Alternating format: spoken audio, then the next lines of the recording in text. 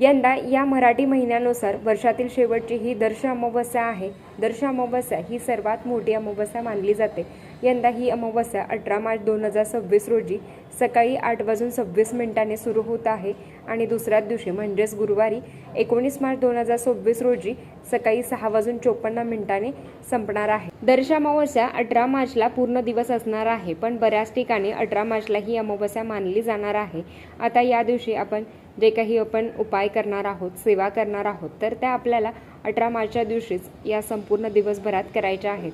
19 तारखेला गुढीपाडवा आहे, मराठी नवीन वर्ष सुरू होतं, तर मग गुढीपाडवा आणि अर्थात चैत्र महिना सुरू होतो। ज्यांना काहीच करणं शक्य झालं नाही त्यांनी 18 तारखेला काही गोष्टी आपल्या घरात आवर्जून करायच्या आहेत। त्यातली सगळ्यात महत्त्वाची की तुमच्या घराची साफसफाई। अमावस्या हा दिवस तर लक्ष्मी प्राप्तीचा दिवस मानला गेला आहे, म्हणून तर आपण लक्ष्मीपूजन हे अमावस्याच्या दिवशी करत असतो। पण माता लक्ष्मी आपल्या घरात केव्हा येते, जेव्हा आपल्या घरात नको त्या गोष्टी दरिद्री आपण घराच्या बाहेर काढतो ना, मग त्यातलं सगळ्यात महत्त्वाचं येतं की मग तुमच्या घरातली स्वच्छता, जाळजळमाट व्यवस्थित साफ करणं तुम्हाला काही नाही शक्य तर तुम्ही आधी पण केलं तरी चालेल, कारण चैत्र महिना सुरू होतो आणि आपण आई भगवतीची सेवा करत असतो। त्याच्याबरोबर ज्या काही महत्त्वाच्या गोष्टी आहेत ना आपण ज्या करत असतो, तर त्याच्यामध्ये आई भगवतीची सेवा आहे, गुढीपाडवा आहे, नवीन वर्षाचं स्वागत आपण करत असतो। तर घरातली स्वच्छता पण खूप महत्त्वाची आहे। सगळ्यात आधी तर तुम्हाला तुमच्या घरातली स्वच्छता करायची आहे। जाळजळमाट घराच्या बाहेर आपल्याला सगळे साफ करायचं आहे। मुख्य दरवाजा आपल्याला साफ करायचा आहे। उंबरा असेल तर तोही आपल्याला स्वच्छ करायचा आहे। अमावस्याच्या दिवशी आवर्जून आपल्याला उंबऱ्याला हळदीचं लेपन करायचं असतं। त्याच्यानंतर येतं की तुमच्या घरातल्या नको त्या ज्या वस्तू आहेत ना, तर मग फाटलेली कपडे असतील मग ते व्यवस्थित करून घ्या।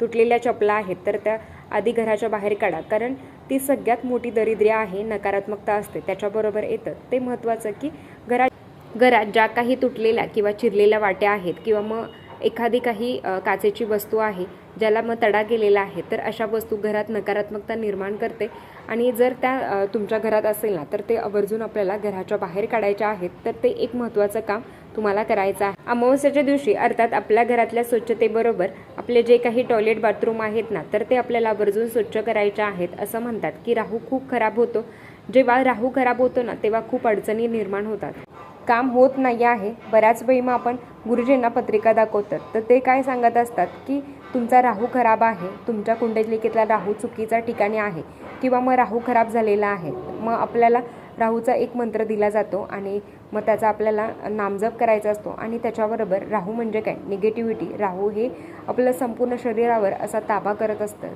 तर ही निगेटिव्हिटी बाहेर काढण्यासाठी आणि ती सगळ्यात जास्त मोठ्या प्रमाणात असते तर ती आपल्या टॉयलेट बाथरूममध्ये आवर्जून अमावस्येच्या दिवशी। खरं तर आपण रोज आपले टॉयलेट बाथरूम स्वच्छ करत असतो, पण जे वरचा जो भाग आहे ना, जे काही जाळजळमाट आहेत ना, तर ते सुद्धा अमावस्येच्या दिवशी आपल्याला स्वच्छ करायचे आहेत। तर त्याच्याबरोबर अमावस्येच्या दिवशी लक्ष्मी प्राप्तीच्या सेवा उपाय आपण करत असतो किंवा तुम्ही करू शकता। ज्या पद्धतीने आपण कुंचनची सेवा करत असतो ना, बऱ्याच घरात अमावस्येच्या दिवशी सुद्धा कुंचनची सेवा केली जाते। त्याच्याबरोबर या दिवशी आपले देव स्वच्छ करून ठेवणं आणि खरं तर दुसऱ्या दिवशी गुढीपाडवा येतो, घरातला स्वयंपाक करायचा असतो, गुढी उभारायची असते, म्हणून आदल्याच दिवशी शक्यतो ना आपले देव स्वच्छ करावे की जेणेकरून गुढीपाडव्याच्या दिवशी आपल्याकडूनही जास्त काम होत नाही आणि बरेच मग बाकीचे काम असतात। म्हणून आदल्या दिवशी ही घरातली स्वच्छता असल्यामुळे अमावस्येच्या दिवशी स्वच्छता झाली पाहिजे की जेणेकरून दुसऱ्या दिवशी चैत्र महिना लागतो आणि मग गुढी उभारणं आहे, आई भगवतीची सेवा करणं आहे। मग तुमच्या घरातले जे काही टाक आहेत ना, तर देवांच्या मूर्त्या असेल त्या तुम्हाला स्वच्छ करायच्या आहेत। अमावस्येच्या दिवशी लादी पुसायचं पाणी आहे ना, त्याच्यामध्ये थोडंसं हळद टाकायचं आहे, लिंबू पिळायचं आहे, त्याच्याबरोबर गोमूत्र टाकायचं असतं आणि मग थोडंसं खडा मीठ टाकायचं असतं। तर हे सगळं मिक्स करायचं आहे आणि आपल्या घरातली सगळी लादी, भाड्याचं घर असेल तरीही तुम्ही करू शकता, तर मग आपली लादी स्वच्छ करायची आहे। बऱ्याच घरात नारळाचा उतारा केला जातो, जर तुम्हाला ते करायचं असेल ना तर ते तुम्ही करू शकता। जर तुमचा वारंवार अपघात होत असेल ना, तर अमावस्येच्या दिवशी आपल्या गाडीवरून सुद्धा नारळाचा उतारा केला जातो। तुमची इच्छा असेल तर ते तुम्ही करू शकता। त्याच्याबरोबर कर्पूर होमची सेवा केली जाते। मागच्या महिन्यात ज्यांनी केलं असेल ना, ज्यांचा नारळ चांगला असेल, तर त्यांनी या दिवशी तुम्ही नारळ फोडून खाऊ शकता आणि दुसरं नारळ तुम्ही घेऊ शकता आणि जर तुमची इच्छा असेल ना तर त्याच नारळावर तुम्हाला कंटिन्यू सेवा करायची असते। तर मग आता कर्पूर होम तर तुम्हाला थोडक्यात सांगते। कर्पूर होम, एक नारळ घ्यावा, शेंडा देवाकडे असावा, त्याचा शेंडा वगैरे काढायची गरज नाही. या नारळावर कापूर जाळायचा असतो आणि श्री स्वामी समर्थ या मंत्राचा मंत्रजप करायचा असतो. कर्पूर होम करू शकता. बऱ्याच घरामध्ये जो काही गोरक्ष चिंच आहे ना, तर ते तुम्ही लावू शकता आणि या दिवशी घरातली नकारात्मकता बाहेर काढण्यासाठी आणि घरात कटकट वारंवार होत असेल तर इतकी प्रभावी सेवा आहे, इतकी सुंदर सेवा आहे जी आपण दरवर्षी करत असतो आणि दर महिन्याला करत असतो. तर ती कुठली आहे ते तुम्हाला सांगते. पिवळी मोहरी हातात घ्यायची आहे आणि थोडंसं रक्षा घ्यायचे आहे आणि 11 वेळा वल्गा सुक्तम पठण करायचं आहे. 11 वेळा कालभैरवाष्टकम पठण करायचं आहे. ताई, वल्गा सुक्तम आम्हाला जमत नाही, मग आम्ही 1 वेळा म्हणू शकतो का?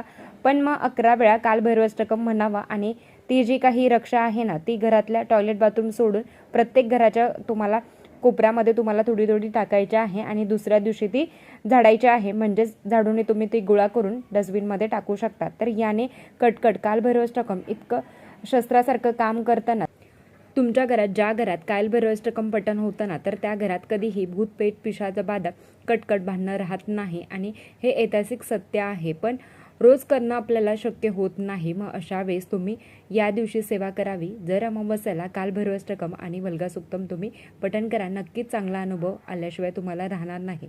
हिरण्यदान करायचं असतं तर नक्कीच तुम्ही या दिवशी हिरण्यदान करावं. आपल्या पितरांसाठी आपल्याला हिरण्यदान करायचं असतं आणि खरं तर अमावस्याचा दिवस माता लक्ष्मीसाठी आहे आणि पितरांच्या सेवेसाठी सुद्धा आहे.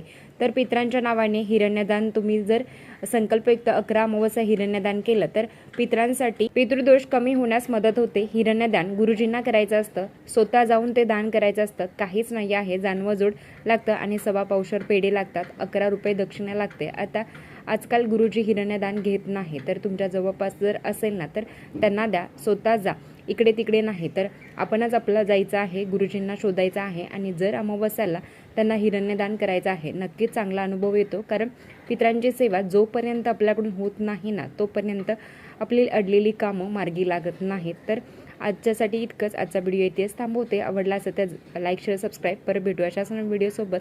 तोपर्यंत धन्यवाद. श्री स्वामी समर्थ.